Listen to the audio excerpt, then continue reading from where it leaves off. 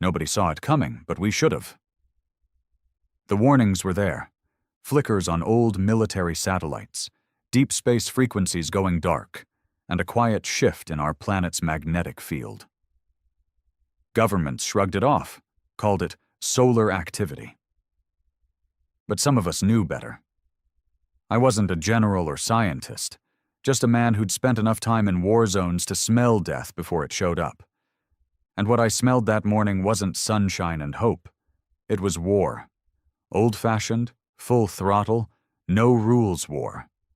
They called themselves the Zardari Dominion, some highborn race of interstellar conquerors with skin like silver armor and voices like grinding metal. Arrogant bastards. Their message to Earth was broadcast across every frequency, hijacking satellites, phones, TV, even our old radios. Their leader stood there, wrapped in robes that glowed with some kind of otherworld tech, speaking our language like he'd rehearsed it in front of a mirror 1,000 times.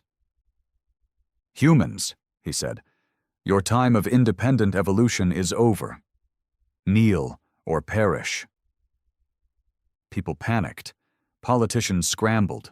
There were protests in the streets, religious fanatics chanting about divine judgment, and governments tripping over each other trying to negotiate or deny the threat.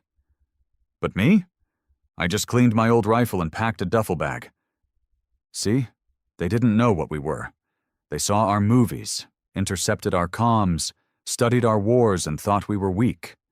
They saw our political divisions, our addiction to tech, our endless bickering online, and they mistook it for failure. What they didn't understand was that humanity thrives in chaos. It's where we were born. Fire, famine, blood, betrayal. We crawled through all of it and didn't just survive. We got meaner, smarter, deadlier. They sent the first wave at dawn. Massive ships that blotted out the sun. Cities went dark as electromagnetic pulses fried everything. But that was their first mistake. They hit us with tech, not expecting that we'd already lived through worse. We weren't relying on clean energy and AI-run defense systems. We had old diesel trucks, underground bunkers, radio silence, and veterans who didn't need a GPS to kill. The Armada hovered over New York, Beijing, Moscow, London, thinking they'd scare us into surrender. Instead, they gave us a target. One thing unites mankind faster than anything else: a common enemy. The moment they fired their first shot, obliterating a small town in Arizona just to prove a point, they sealed their fate. I was in a basement outside Chicago with a group of ex-military nuts, survivalists, and one brilliant teenage hacker who'd figured out how to trace their fleet's signals. He looked up from his laptop and said, "They think we're primitive. Let's prove them right, then wrong." We launched hell.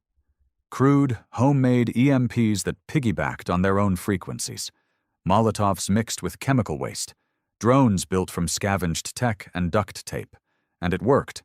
Their ships started falling out of the sky. We took back the ground inch by inch, not because we were stronger, but because we were mad.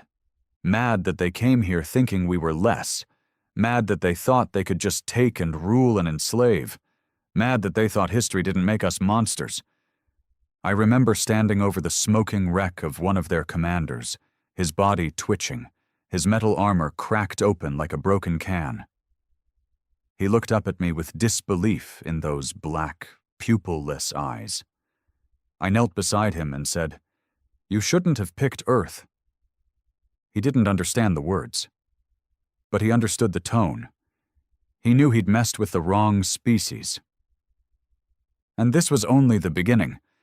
The days that followed the first drop were madness. You'd think an alien invasion would bring people together, that we'd lock arms and sing Kumbaya around a campfire. But that's not how humans work. We're not a unity species. We're wolves, pack animals. We rally around leaders, not ideals. So what we got wasn't one Earth force fighting back. We got thousands of factions, militias, mobs, and broken armies, each with their own way of turning rage into retaliation. And we didn't wait for orders. Cities became front lines. Forests became traps. Highways were hunting grounds. The aliens didn't know how to process it. They came expecting a single coordinated defense force, something centralized they could cut off at the head. Instead, they found chaos. Dirty, rabid, defiant chaos. Every street they landed on turned into a war zone. They'd never seen civilians fight like this. Women with bats, kids with firebombs, old men loading rifles they hadn't touched since Nam. I was leading a ragtag group we called the Dirtborn. No uniforms, no ranks, just pissed-off people with nothing left to lose. There was Jesse, a former Marine who lost both his legs in Syria, rigged himself a pair of exoskeleton stilts from scrap, and walked like a damn machine. Then there was Dante, ex-gang member turned demolition expert, and Malik, a skinny, quiet kid who used to repair phones, now reverse-engineering alien weapons like he was born for it. Yeah, we had killers and crazies, but we had purpose. By the time we moved in, the Zardari troops were pinned in 3 ruined blocks, using their tech shields to stay alive. Problem was, those shields didn't stop sound. And that's where we got nasty. We rigged massive speaker systems, salvaged from stadiums, and blasted every nightmare sound we could find.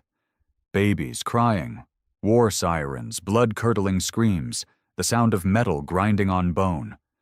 They lost their nerves. They broke ranks. And we pounced. I remember running through the smoke, rifle in hand, boots hitting blood-stained concrete, the air thick with burning ozone and copper. Jesse was beside me, limping fast, one of his stilt legs sparking but still holding. He was screaming something, maybe my name, maybe just rage, but I couldn't hear it. All I heard was my own pulse and the roar of battle.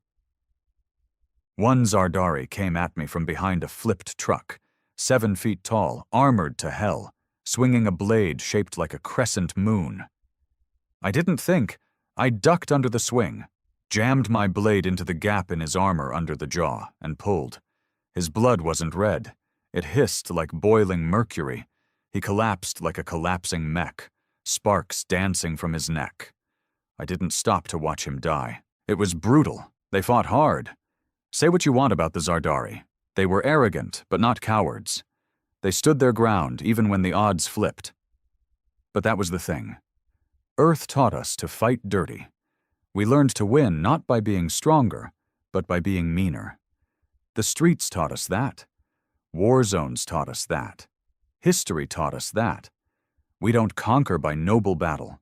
We conquer by breaking the enemy's spirit. When the dust cleared, all that remained was wreckage and bodies. We lost people too. Dozens. Good people. People I'd shared stories with, ate rats with, dug trenches beside. But we'd won that round. More importantly, we'd sent a message. Earth wasn't a backwater world waiting to be claimed. We were the wolves at the edge of the galaxy, teeth bared and eyes wide open. That night, we gathered in the skeleton of an old church. No roof, stained glass shattered, pews overturned. We drank what booze we had left, patched each other up, and listened to the silence. No bombs, no alien drones, just wind. Dante lit a cigarette with one of the still glowing alien weapons and said, "You think they'll come again?" I nodded. Yeah, and next time they'll bring everything. And they did. 3 days later, the second wave came. Bigger ships, heavier armor. They didn't send soldiers this time. They sent exterminators, machines, tall as buildings, with glowing red sensors and limbs that snapped like whips. They didn't ask for surrender. They didn't speak. They just started killing. First they hit Denver, then Dallas, then Berlin. Cities started disappearing overnight. Nothing but molten craters and radioactive clouds. We watched it all happen on jacked-up satellite feeds, powerless to stop it. It crushed morale across the resistance. Entire factions went dark. People started fleeing into the wilds, thinking maybe nature would shield them better than cities. But fear makes men stupid. Running wasn't the answer. Hitting back was harder, smarter. That's when Malik stepped up. He'd been quiet since the first battle, locked in his corner, soldering wires, muttering to himself. Turns out he wasn't just reverse engineering alien tech. He was rewriting it, figuring out how to use their energy cores to power old missiles, how to overload their shields with frequency hacks, how to hijack their comms and feed them false coordinates. "We can't win with bullets," he told me, eyes bloodshot from sleepless nights. "But we can blind them, confuse them, starve their systems." And just like that, we weren't fighting a losing war anymore. We were fighting a psychological one. Every night we launched guerrilla attacks, not to kill, but to disrupt. We'd broadcast screams into their ships, loop messages from their fallen, forge messages between their commanders that triggered infighting. It worked. The machines didn't crack, but their handlers did. The fear spread. They started making mistakes. And we capitalized. I led a raid on a dropship compound outside Kansas City. It was risky, too risky, but we had intel that one of their generals was coordinating fleet movements from there. We hit them hard, fast, and loud, explosives in the fuel lines, EMPs rigged to explode inside their command rooms. We didn't get the general alive, but we made sure he didn't leave either. The whole site went up like a funeral pyre. But something changed after that. We started noticing strange things. Zardari troops acting erratic, ships hesitating in orbit, their once perfect formations breaking apart mid-flight. Malik said the tech we'd infected them with was spreading. An unintentional virus carried through their systems. It wasn't just breaking them. It was confusing their very code. He looked at me one night, eyes wide with realization, and said, "We're not just fighting them anymore. We're rewriting them." And that's when I knew. This wasn't just about defending Earth. This was about turning the tide, making them fear us. The sky was bleeding again. Red streaks cut across the clouds like open wounds, each one trailing behind a dying alien ship. Some nights we'd cheer as the wreckage rained down. Other nights we just watched in silence. The war was no longer about victory. It was about not forgetting why we were still fighting. By the time we reached the third month, the Earth had changed. Cities were gone. Oceans boiled in spots where alien cores had detonated. The moon had a jagged gash across its surface where one of their dreadnoughts had crashed trying to run. Satellite communication was dead. There was no internet, no news, no orders. The only thing we trusted was word of mouth and shortwave radio. And still, we pushed forward. Malik's virus had done something none of us expected. It didn't just disrupt the enemy, it spread through their hierarchy. The Zardari command structure wasn't built for disobedience. Their soldiers were linked into a shared mental grid, a kind of digital hierarchy where loyalty was controlled at the neural level. But when Malik's code got in, it didn't just cause glitches. It broke trust. Some units started acting independently. A few even defected. Yeah, defected. Oh, we didn't believe it at first. The first time a Zardari unit dropped its weapons and sent a surrender signal, we thought it was a trap. Jesse wanted to blow them off the face of the planet, but Malik begged me to wait. He read their transmissions, dug into the code, said something was changing in them, that their hierarchy was crumbling.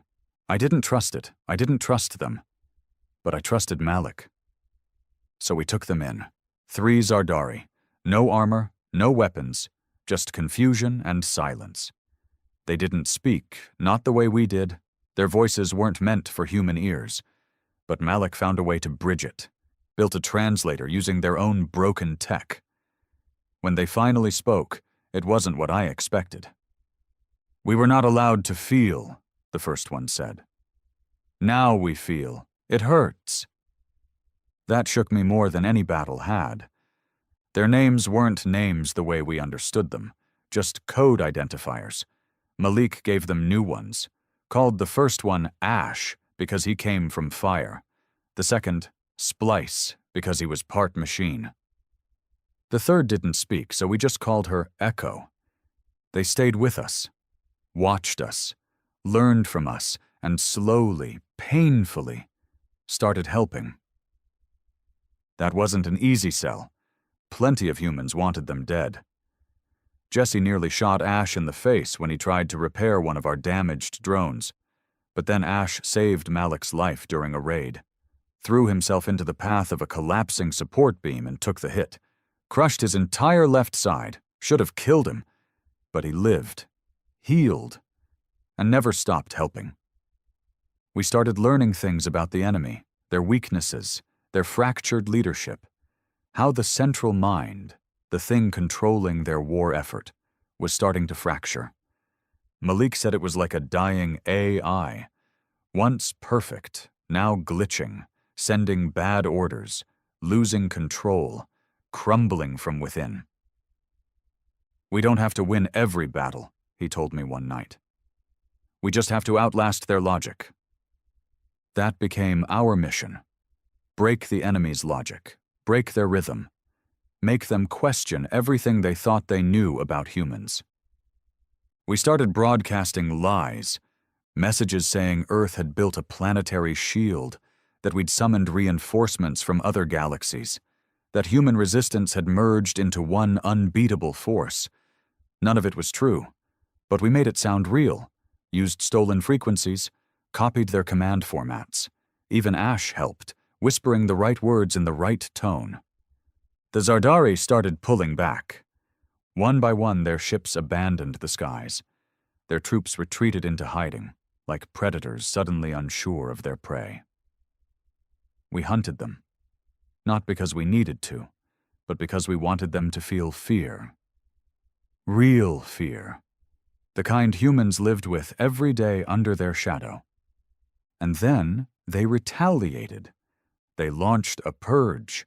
They stopped trying to control us and decided to erase us, sent a new class of exterminator ships, blacker than space, no signals, no warnings. They dropped in silence, moving like shadows. We called them ghost ships. They didn't use energy weapons or missiles. They released clouds, nanotech clouds that melted anything with a heat signature. People, buildings, everything. We lost 3 cities in 4 hours. One of them was Portland. I had friends there, fighters I trained with, families we'd evacuated, gone in a blink. The footage we got, grainy, choppy, filled with static, showed people screaming as their skin dissolved, their bones stripped to dust. The clouds didn't just kill, they erased. We knew the ghost ships had to be stopped, but no one knew how. No weapon worked. Missiles didn't track them. Bullets went right through them. The nanoclouds swallowed explosives before they could detonate. Even Malik was stumped. "They're not ships," he finally said. "They're living programs. Think of them like a virus that thinks." So we fought back the only way left. We baited them, drew one into the Rockies. A trap. We used human heat signatures, real people, volunteers, huddled together in old bunkers deep in the mountains. The ghost ship came, like we knew it would, but we'd rigged the mountain with enough explosives to flatten a continent, wired every cave, every tunnel, every ridge, and when the ship dropped low enough, we buried it. Rock and fire swallowed the machine. The shockwave was felt for miles, and when the dust settled, the mountain was gone. So was the ship. One down. Dozens more to go. The price was steep. Most of the volunteers didn't make it. I visited the graves myself. No names, just markers. But we remembered. We always remembered. That victory, though, it sparked something. Across the planet, others started trying the same thing, luring ships, using bait, trapping them in frozen lakes, in volcanic vents, in deep canyons. Some traps failed, many died, but some worked. And the enemy bled. For the first time, we made them bleed. Then came the fracture. We intercepted a signal, raw, distorted, but clear enough to understand. It was a call from the Zardari homeworld. They weren't sending reinforcements. They were calling the fleet home. Retreat, panic, collapse. Their empire was buckling from the inside. We'd done it. United States, dirt-born, resistance fighters, farmers turned killers, hackers turned warlords. We'd broken them. But it wasn't over. Because a wounded beast is always the most dangerous. The remaining armada, what was left of it, gathered over the Atlantic. Dozens of ships, like vultures circling their last meal. They weren't retreating. They were planning one last strike. Ash came to me that night, broken, limping, half his body scorched from a failed op. He looked at me with those black eyes and said, "They will die trying." But they will try, all of them. "What do we do?" I asked. Ash tilted his head. "Show them what Earth does to the desperate." The night before the storm, the air was heavy. Not with fear. Fear had come and gone months ago, but with the weight of choice. Everyone knew what the next day would bring. Either we'd survive, or we'd carve our names into history by dying loud enough to never be forgotten. The final armada was camped above the Atlantic, like vultures circling over a carcass they hadn't finished picking apart. They weren't sending messages anymore. No threats, no ultimatums, just silence. Cold, tactical silence. It told us one thing: they were done talking. This was their last push, the nail in Earth's coffin, and we were the hammer waiting to break their hand. Our camp was deep in the Appalachian Hills now, hidden beneath layers of rock and camouflage tech scavenged from downed enemy drones. Jesse stood by the edge of the cliff, his mechanical legs clicking softly as he scanned the night sky through a cracked scope. "They're too quiet," he muttered. "Quiet's good," I said, tightening the strap on my gear. "Means they're scared." He gave a humorless laugh. Or confident, could go either way. Behind us, dozens of fighters were prepping in the dim light. Kids barely old enough to shave, and men who should have died in a nursing home, all strapping on weapons, assembling old mortars, fixing drones with salvaged alien cores. Nobody talked much. We didn't need speeches. We had eyes. We had scars. That was enough. Malik was working near the bunker's center, surrounded by a halo of flickering monitors and blueprints. Echo stood beside him like a silent sentry. She never spoke, but her hands moved fast, too fast for a human, reassembling a targeting relay with inhuman precision. Ash had gone dark again, offline somewhere inside one of the alien mind-link hubs, jacked into their system, trying to see what was coming. "We have a window," Malik said, looking up from the screen. "Their formation is static. They're waiting for sunrise, some ceremonial protocol maybe, but it gives us 8 hours to hit them before they strike." Jesse spat. "Dumb aliens want a dramatic sunrise battle. Typical." "They're not expecting us to go airborne," Malik added. "We don't have an air force," I reminded him. "Not a human one," he said with a grin. That's when he showed me what he'd been building. The hangar, deep inside a collapsed mine shaft, housed what used to be a Zardari scout craft. Malik had been working on it for weeks, reverse engineering its controls, stripping out its neural interface, and replacing it with a clunky but functional manual system. It wasn't pretty, it wasn't safe, but it flew. "Can it carry nukes?" I asked. "It can carry rage," he said. "But yeah, also nukes." So we had a plan. A mad, stitched-together, suicidal plan. Hijack one of their own ships, strap as many explosives to it as we could carry, fly it straight into the center of their command fleet, and detonate it from the inside. Classic human maneuver. No subtlety, no mercy. We picked a team. Jesse, because he wouldn't let anyone else die in his place. Dante, because he'd rigged more explosives than anyone else on the planet. Malik, because only he could keep the ship alive mid-flight. And me, because someone had to finish this. We said our goodbyes like soldiers always do, half joking, half hoping it wouldn't be real. Some of the younger fighters cried. One handed me a photo of his daughter, said, "If you make it back, tell her I didn't run." I pocketed it. Didn't promise anything. By midnight, we were in the sky. The ship groaned under the weight of our gear. Its metal belly was crammed with every explosive we could find. Salvaged warheads, stolen plasma cores, alien fusion batteries wired together with more guts than science. We didn't have shields. We didn't have stealth. But we had momentum. And Earth's rage-riding shotgun. The Atlantic was a black mirror below us. The stars above barely shone through the haze of orbital debris and storm clouds. And then, we saw them. Dozens of ships. Towering, sharp-edged alien things that looked like obsidian daggers floating in the sky. Their hulls shimmered with eerie blue light, weapons ports glowing like demon eyes. They weren't flying. They were waiting. As we approached, one of the cruisers blinked a light, a signal. It recognized the ship. That was our window.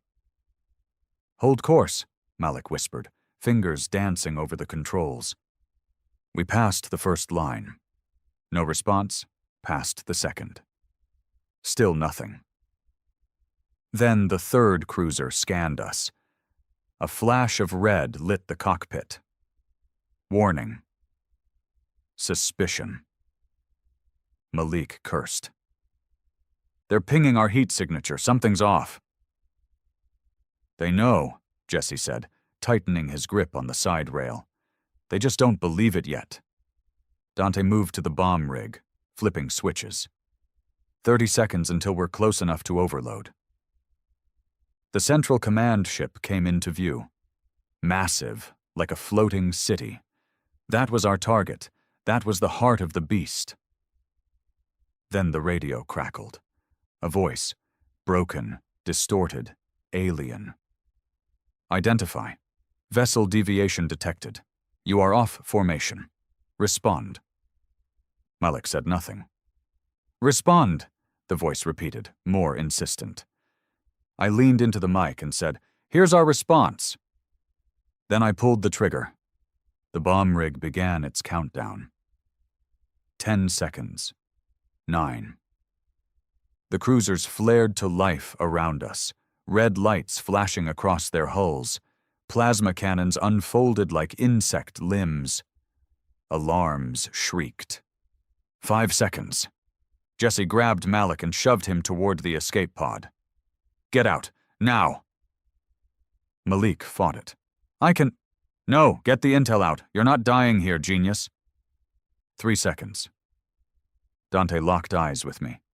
No words, just a nod. 2. I hit the override on the autopilot, aimed straight for the command ship's core. 1. Then everything turned white. When I opened my eyes, I wasn't in the ship. I was floating. Burning debris all around, silence in my ears, flames in the sky. Malik's pod had ejected just before the detonation. I'd seen it flash out into the void. Jesse and Dante, they were gone.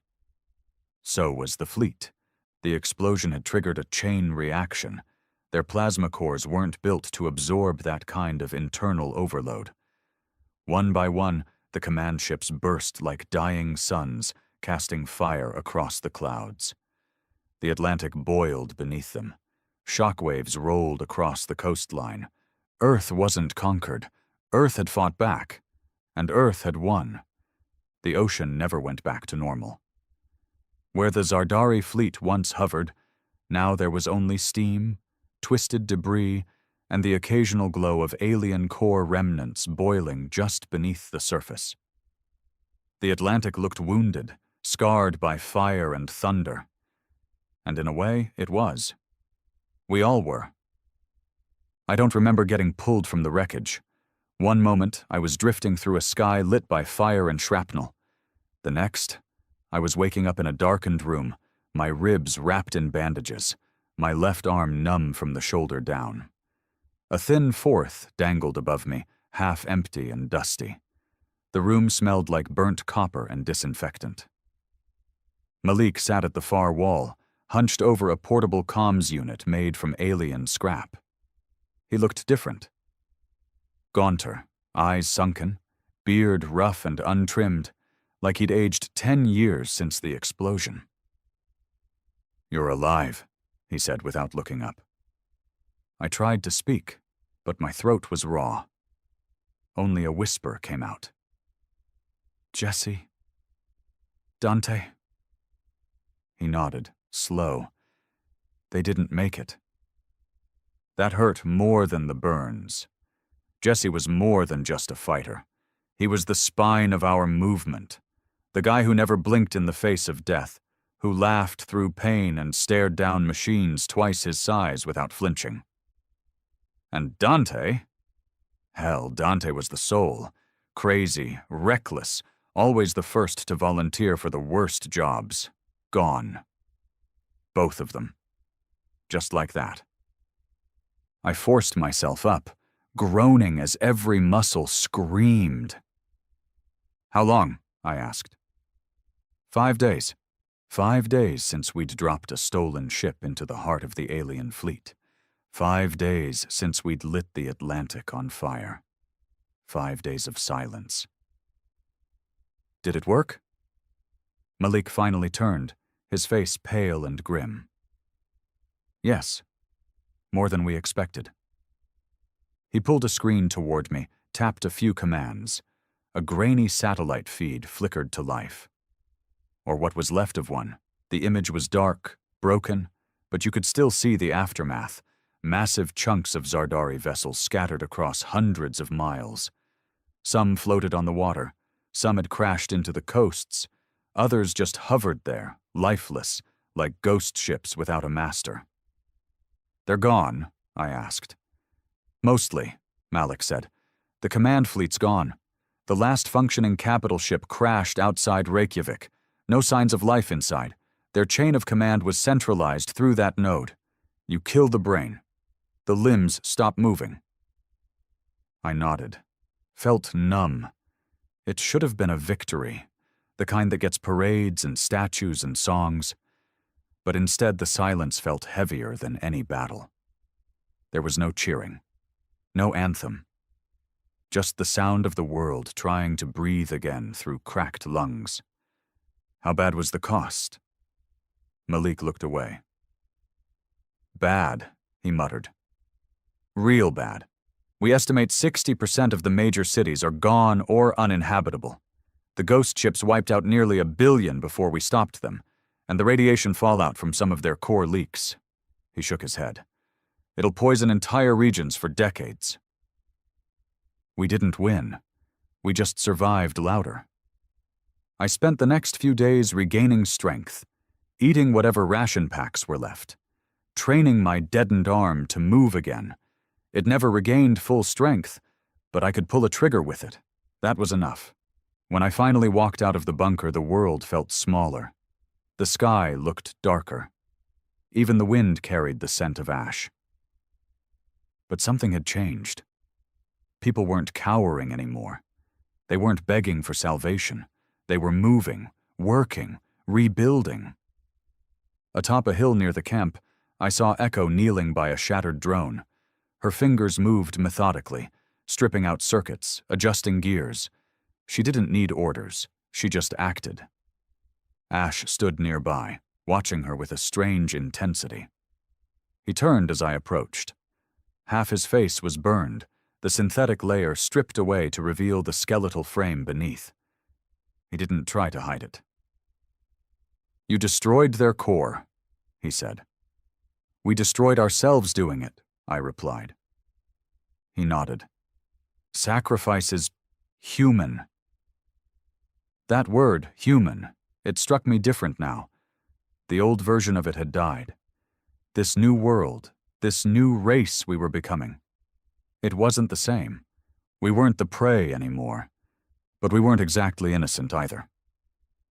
A few days later, Malik gathered the survivors. scattered remnants from every continent, every faction. Some arrived on foot, some on bikes cobbled together from drone parts. A few even flew in on the hacked alien crafts we now barely knew how to control. He called it the Assembly. Rough. Unofficial. Held in the ruins of an old stadium where nature had started to reclaim the seats. Vines crept up broken scoreboards. Crows nested in rusted beams.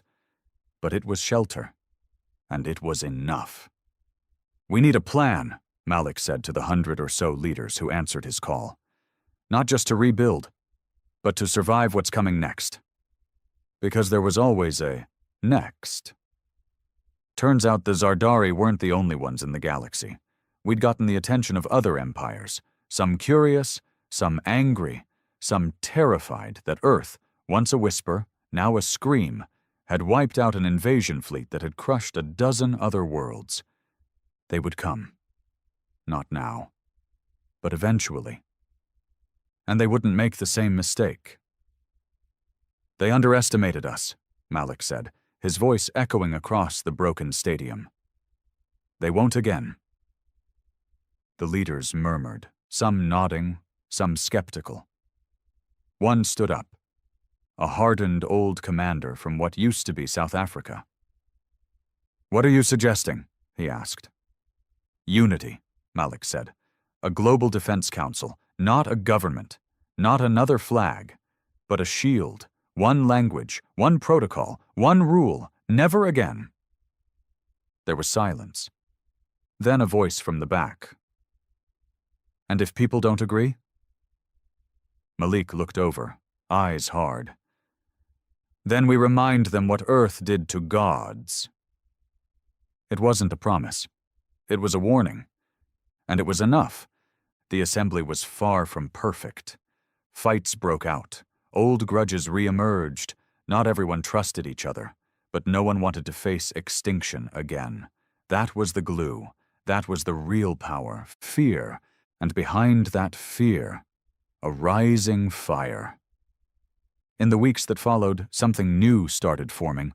Old tech mixed with alien cores. Soldiers trained in hybrid tactics. Children taught how to identify starship shadows by shape alone. No more innocence, no more ignorance.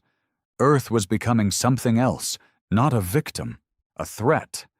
And for the first time in our history, humanity stood not just as survivors, but as a warning etched in blood and steel. We are the last species you should try to conquer. It didn't take long before we saw the stars move again. Not the way stars should move. Not like drifting constellations or the slow burn of distant galaxies. This was different. Calculated, artificial, the kind of movement that screams intelligent life, and the kind that made every surviving radio operator on Earth freeze with dread the moment they saw it. I was on recon duty in the Northern Territories, patrolling one of the old communication hubs buried deep under layers of permafrost. We had turned it into a listening post, scrapped together from broken Zardari tech, old NATO modules, and enough backup batteries to power a city block. It was cold. Bitter cold. But we stayed up there because it gave us the clearest skies. And one night we picked up the signal. It started as a vibration. Low, slow, nearly indistinguishable from background radiation. But it was there. Repeating, like a synthetic heartbeat pulsing through space. We traced it, narrowed it down, and what we saw chilled us more than the frozen air ever could. 4 massive objects, triangle-shaped, heatless, moving in perfect formation just outside Saturn's orbit. No signals, no broadcasts, no mistakes. These weren't explorers. They weren't diplomats. They were scouts. I brought the feed to Malik personally. He didn't speak for a full minute, just stared at the display as the trajectory data scrolled down the screen, blinking red with each update. "They're not Zardari," he finally said. I nodded. Different signature, different hulls. Same size? He tapped a key, pulled up something from the black archives, Zardari battle logs we'd decrypted months ago. One entry stood out. A warning, buried deep in an old comms record. Contact lost near Sector A-99.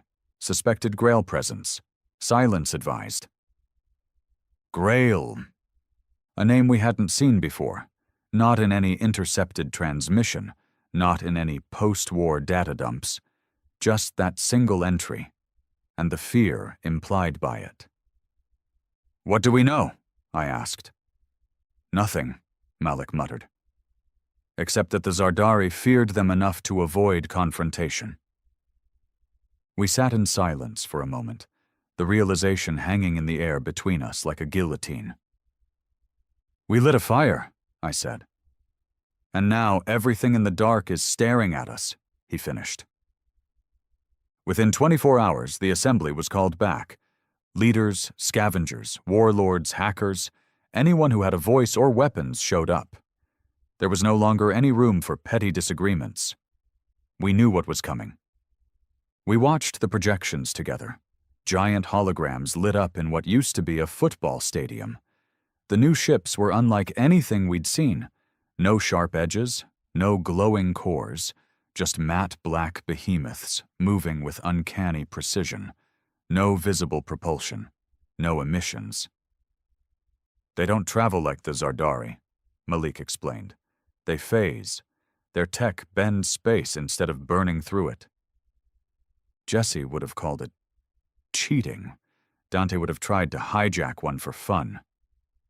I just saw a threat we couldn't match. Not yet. "We need to hit first," one of the commanders growled. "Strike before they reach Earth." "With what?" Malik snapped. "With sharpened sticks and nostalgia?" The room tensed. But he was right. Our tech was better than before, sure. We'd learned. We'd grown teeth. But we were still young. The kind of young that makes mistakes. The kind that gets killed poking bears in the dark. "Maybe we don't fight," I said. They all turned to me. "Maybe we send a message." Malik raised an eyebrow. "You want to talk to them?" "No," I said. "I want them to see what we did to the Zardari." We launched the beacon 2 days later. A massive drone packed with the entire war record, footage, sensor logs, DNA samples of every battlefield, and a simple message in every known language. "We do not kneel." It moved fast, faster than any manned craft could, designed for one purpose only, to reach the edge of Saturn, intercept the incoming ships, and make them think twice. Whether it worked or not, we didn't know. Days passed, then weeks.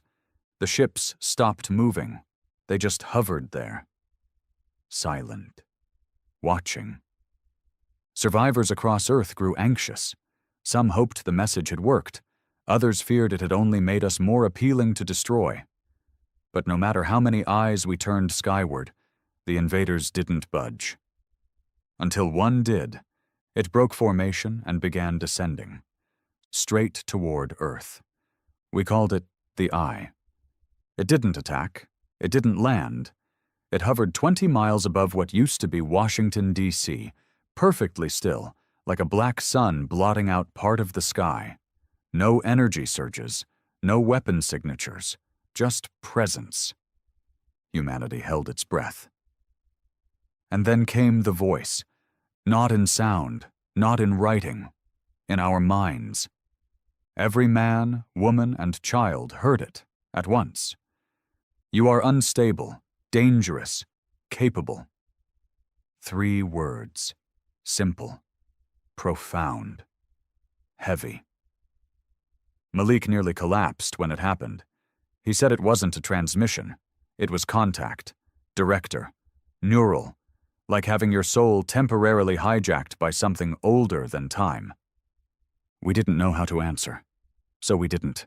3 days passed. The Eye didn't move, didn't speak again. Then a second message came. "We will not interfere. You are not yet a threat to us, but we will watch." And with that, it left, just vanished. The others followed. No explosions, no drama, no sound, just absence, like the universe had swallowed them whole and burped nothing back. We called it a victory, but I knew better. That wasn't a win. That was a warning. They hadn't left because we scared them. They'd left because they were curious, because they wanted to see what we'd do next. Earth changed after that. Not overnight, but faster than anyone expected. The assembly became permanent, rebranded as the Earth Vanguard, not a government, a watchtower, an agreement among the ashes that we would never be caught blind again. Malik became chief of Vanguard Tech, oversaw the merging of Zardari cores with human engineering, created the first true hybrid vessels, ships that ran on plasma but were piloted with grit. Echo and Ash were no longer alien. They were commanders now, symbols of a world that didn't just survive, but adapted. And me? I became the first to lead Earth's new defense fleet.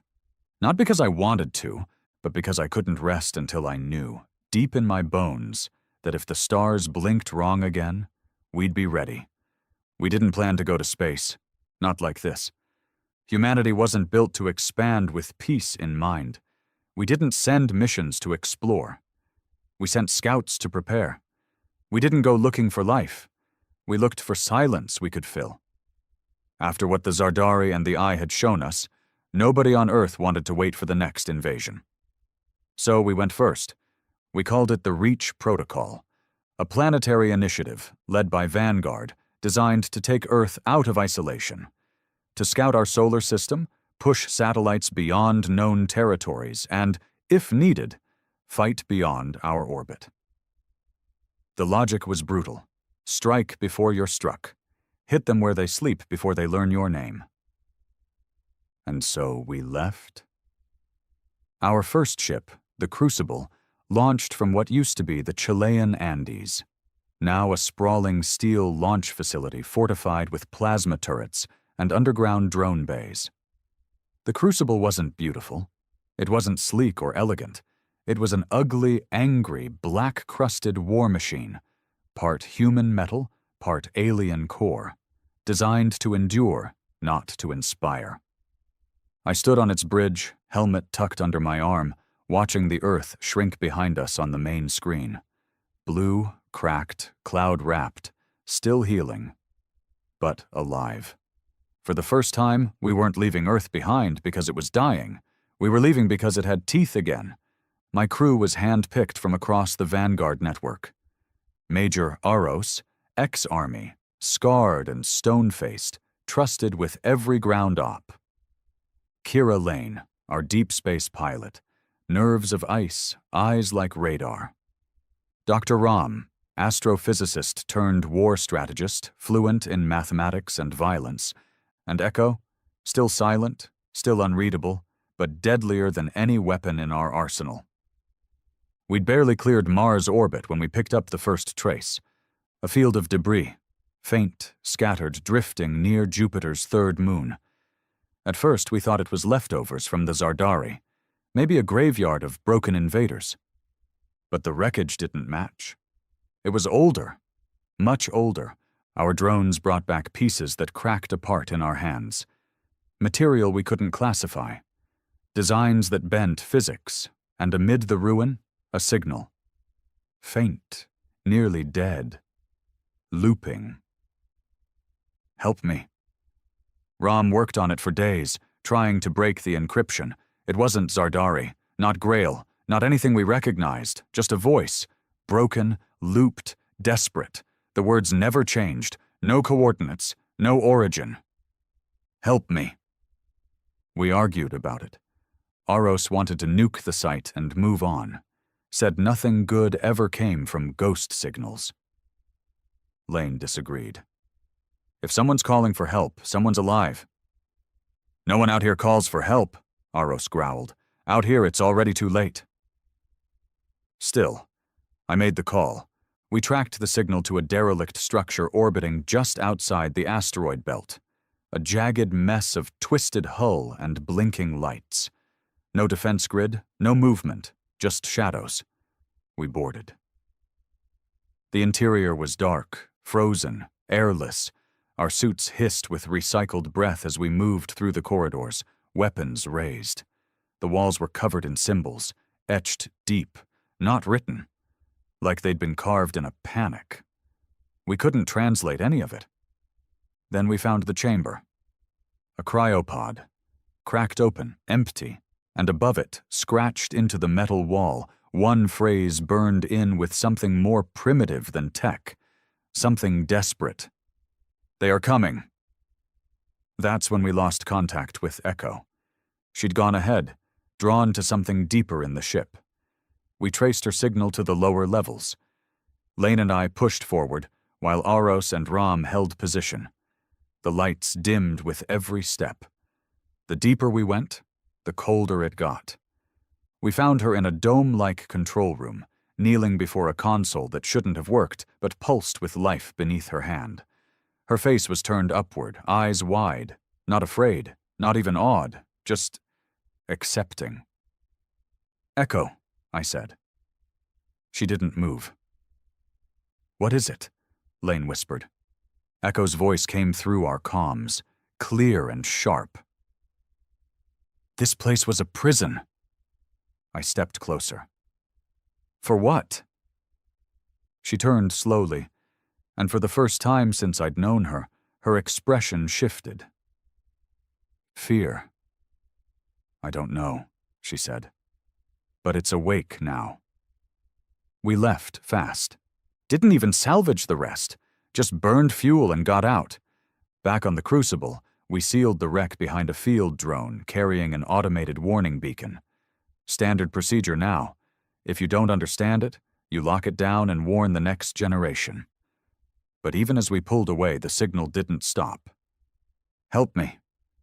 Only now it sounded clearer, like it knew who we were. Rom was the one who broke the news.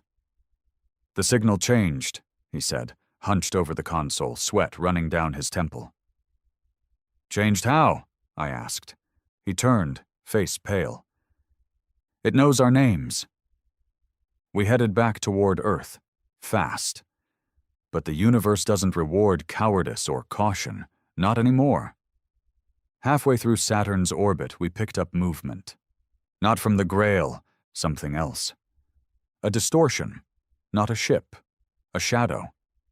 It didn't move in space, it moved through it, like it wasn't bound by speed or force, like it was chewing through dimensions and ignoring the laws we clung to like children clutching bedtime stories. Eros locked weapons. Lane hit evasives. I ordered silence. And it passed. Right through us. Every light in the ship died. Every screen turned black. Every sensor flatlined for exactly 13 seconds. Then it was gone. Just gone. Rom screamed in the medbay, clawing at his own skin, mumbling numbers. Lane passed out cold at the controls, nose bleeding. Echo knelt in the hallway, whispering in her language to no one. I stood in the command chamber, alone, hearing one sound over the intercom. "Help me." But it wasn't desperate anymore. It was amused. We returned to Earth in silence. No songs, no glory, no victory, just silence. The Crucible limped into orbit, half its systems fried, its crew broken in ways we didn't have names for. Lane never woke up. Rom died in his sleep 2 days after the shadow passed through us. Cause of death listed as neurological collapse, but we all knew better. And Echo, she wasn't Echo anymore. She sat by the main viewport for hours, staring into space, whispering numbers no one recognized. We kept her under observation, but not out of fear, out of respect, because whatever had touched her hadn't destroyed her. It had opened something inside her, and I think she understood the thing we'd found, or the thing that had found us. I debriefed the Vanguard, in person. Malik was waiting on the surface, older now, worn down. He didn't look surprised when I told him what happened. He just said, "It's begun." The thing we'd awakened, the shadow in the derelict prison, had no name we could understand, no origin, no motive we could reason with. But it had patterns. It moved through solar systems like a ghost, bending gravity, draining energy from stars, whispering to machines. And we weren't the first. It had happened before. Far away. Long ago. A pattern of civilizations that had vanished, not from war, not from plague, but from something deeper. From being noticed. Malik called it the witness. "It doesn't destroy planets," he said. "It erases purpose, it corrodes will, it breaks you from the inside." I didn't know how to fight something like that. But I did know one thing. We would never kneel. The vanguard went dark, no signals, no broadcasts, just silence and preparation. Every major city turned into a fortress. Mountains were mined for fuel, oceans seeded with defense nets. Even the sky was armed with pulse satellites and kinetic deterrents. We weren't preparing for battle. We were preparing to survive what came next. And what came next was worse than we imagined. Not fleets, not ships, not even destruction. Just dreams. People began hearing things in their sleep, whispers in languages they didn't know, visions of starless skies and hollowed planets. Engineers abandoned their workstations and wandered into the woods. Soldiers broke rank and walked into the sea. The witness wasn't attacking. It was introducing itself. And Earth was cracking under the pressure. I was stationed at Fort Icarus, buried deep beneath what used to be the Swiss Alps, now a heavily shielded command center with a direct neural uplink to the global defense grid. We called it the dead man's switch. If the witness came close enough, if our systems were compromised, this was where the countermeasure would be launched. The last card. The final hand. We didn't know if it would work. We just knew it had to. Echo was there too. She didn't speak anymore, not with words. But she wrote. Pages and pages. Symbols that weren't Zardari, weren't Grail, weren't anything we could trace.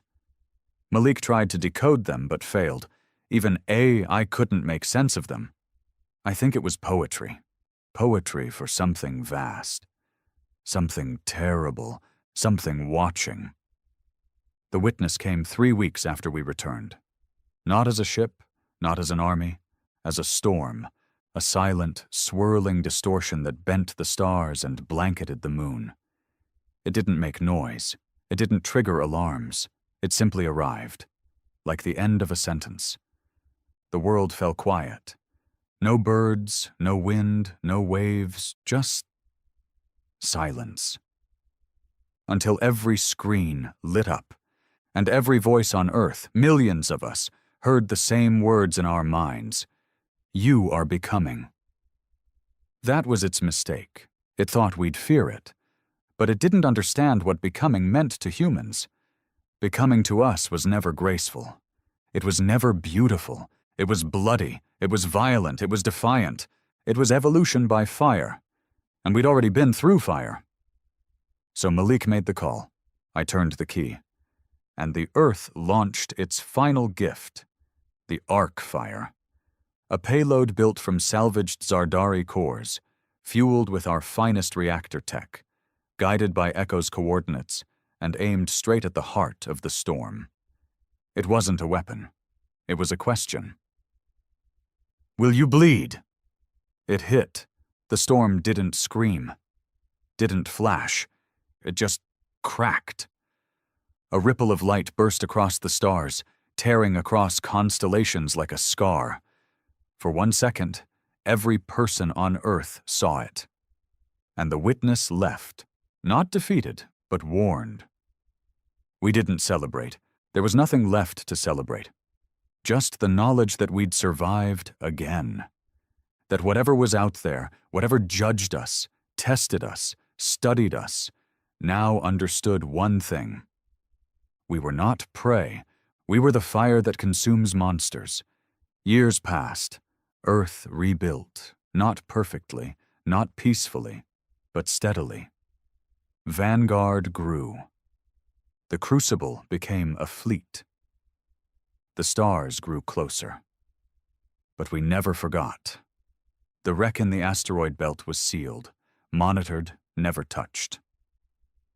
The signal stopped, but we still heard it sometimes.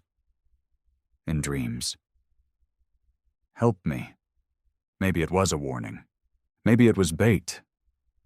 Or maybe it was the last voice of something we once were. Something fragile, desperate, human. And now, we were something more. I stood on the bridge of the new ship, Vengeance 1, watching Earth fade behind us again. Stronger, armored, unafraid. Echo stood beside me, silent. Ahead lay new worlds, new enemies, and a message we carried in every engine flare, every loaded cannon, every breath. We are Earth. We are the last world you will ever conquer. We are coming.